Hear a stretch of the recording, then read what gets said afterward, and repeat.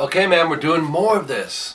I have so many questions that you guys have asked, dating back to over a year and a half ago. I didn't get to all of them. So, yeah, we're going to do it.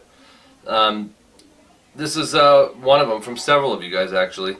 How did I learn to play guitar? Well, shoot, where do I start? Some of this I may have mentioned in a few of my other tutorials, but before I played guitar, I was a big fan of Kiss. And, you know, Ace Frehley and the smoke coming out of the guitar thing and all that, and was just kind of in awe of that whole thing. But how did I learn to play? Not so much influence related, but how did I learn? We had an acoustic guitar sitting around, and it didn't last long before I got an electric, but my aunt and my cousin, me and my cousin had music dreams together as far as being in a band. He was a singer. He played guitar a little bit too. But my aunt Joyce had taught me that I call it honky tonk, and there is this old song called Honky Tonk, but it's the one, and I show this to a lot of my students that are first learning out, so it's something fun, but like that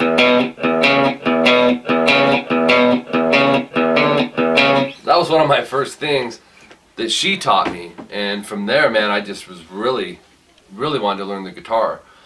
1982 was the year, and as far as did I have lessons, I didn't. I wanted lessons, but I wasn't able to get them, and I had ordered Starlicks and Doug Mark's Metal Method. Those were the two methods, and I had guitar chord books, scales, song books, all that stuff too. So it was kind of conglomeration, you know, of all these different things.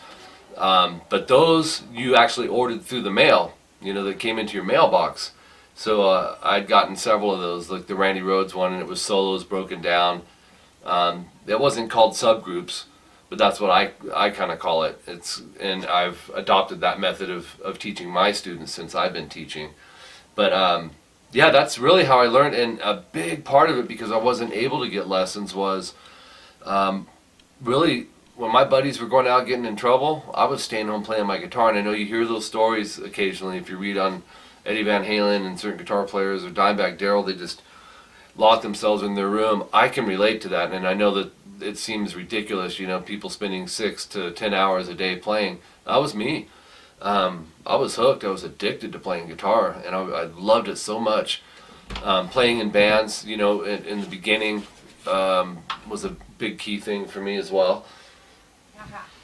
And but anyways, you know, my ear actually had sharpened during that time, because just because it was. What's up, Jeff? Oh, I was going to ask you a quick question. Well, I'm already answering one of those. Oh, okay. Which one? How did I learn to play guitar? Can I ask you a question that goes with it? Yeah. What inspired you? Like, out of all the things that you could do. Oh, they know that. I already hit that. I know, Ace Frehley. Yeah, but I mean. And Eddie Van Halen. To look at a guitar and be like, I want to play that. Smoke coming out of Ace's guitar shocked me. That's what did it. It wasn't the noise or the sound or the. No. No, it was. I just loved it. It's one of those things where, you know, music picked me and I picked music. Beautiful. But anyways. Ooh, that should be your quote. Yeah, I like that. Can Remember we write that down? Yeah, well, we don't need to write it. Okay, guys. Here. Say it again. Music picked me.